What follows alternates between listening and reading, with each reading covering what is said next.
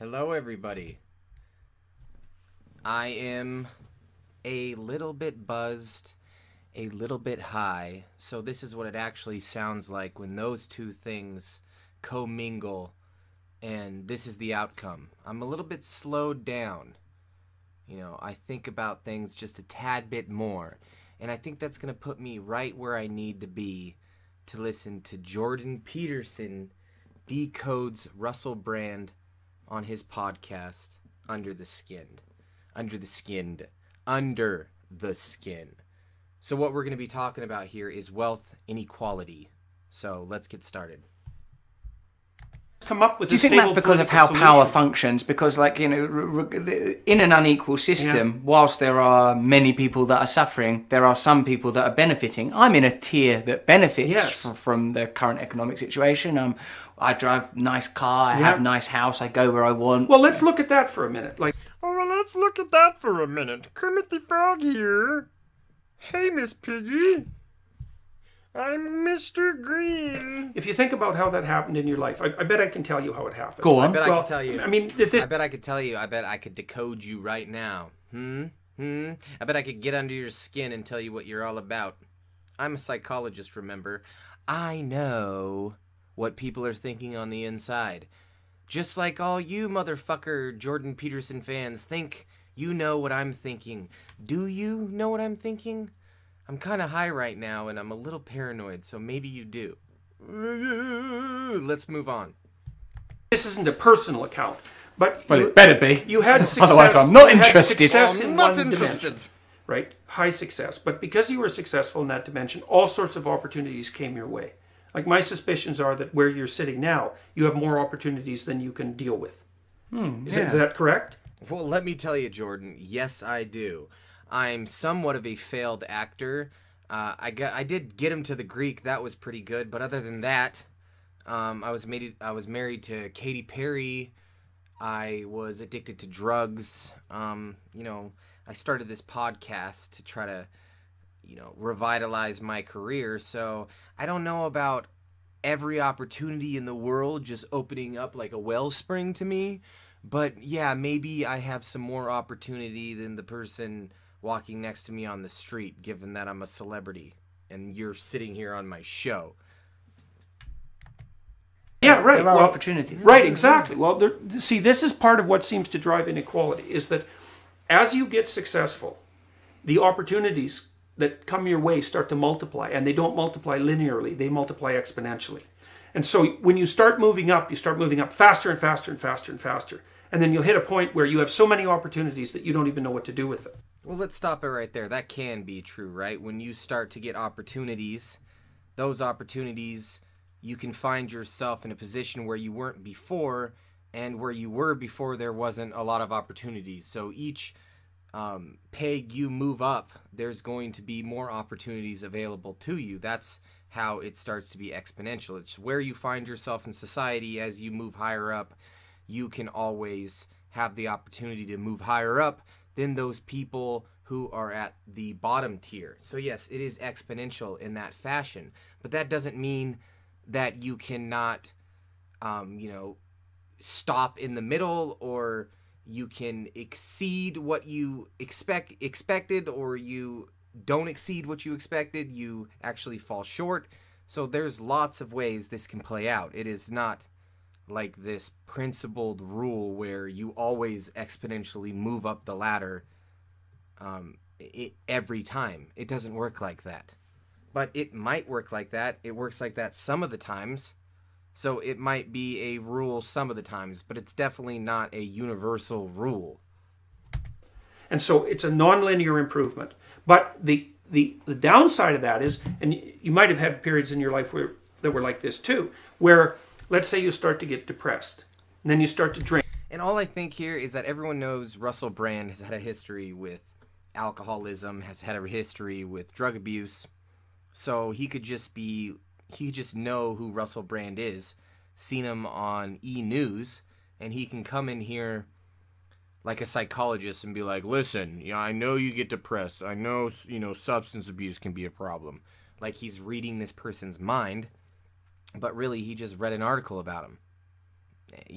That's it. drink because you're depressed. And then you start to isolate yourself because you're drinking and you're depressed. And because you're drunk and depressed, then your friends start to abandon you. And then you lose your job. It's like you're not going downhill in a straight line. You're going downhill faster and faster and faster till you fall off a cliff. So that can happen, right? That obviously happens with drug abuse. You can fall off the deep end, especially with meth abuse. Meth is a huge problem. We see opioid abuse is being a huge problem, but it doesn't always work like that. There's functioning alcoholics who move through life abusing drugs to kind of cope with life, but they never fall off the deep end as, you know, quote unquote, hitting rock bottom. So they may never hit rock bottom, but there are still things happening in their life that are detrimental to their family or their work or their well-being. You know, so it's not this exponential drop off this cliff. It's this more of this poison that sits there like this cancer. So I just think there's a little more nuance into what is going on here. And, you know, but he tries to play it up as this poetic thing he has to say to Russell Brand, you know. There's this exponential over here and this exponential thing over here. And do you get what I'm saying? All right now.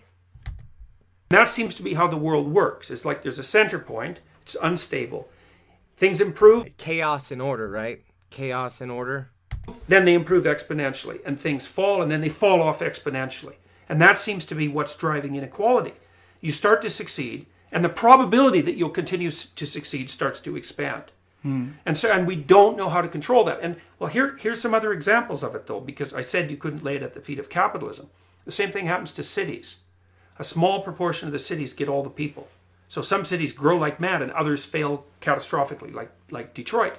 It applies to the mass of stars. So there's a very few stars in the Milky Way that have most of the matter. So it applies to the height of trees in the jungle. Right. And you think if things are applicable in cosmology and in biology, the way that they are, their application politically and sociologically becomes less relevant because you see these phenomena as being broader than meliorism. I don't think it's human interaction. I don't think it's less relevant. It's not even less relevant.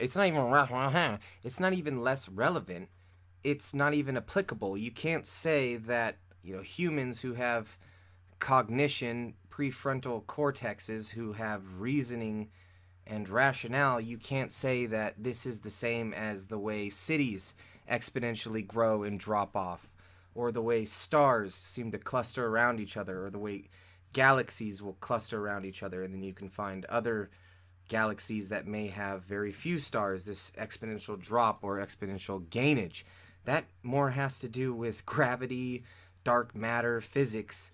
But we are a part of physics, we are a part of causality, but we also have this thing called the brain that doesn't leave us susceptible to the universe, such as stars or the forest or the way cities grow. So I believe this is a fallacy. There's many fallacies happening here. I don't need to explain every single one to know that there's improper logic going on here. And this happened in the Cathy Newman debate too.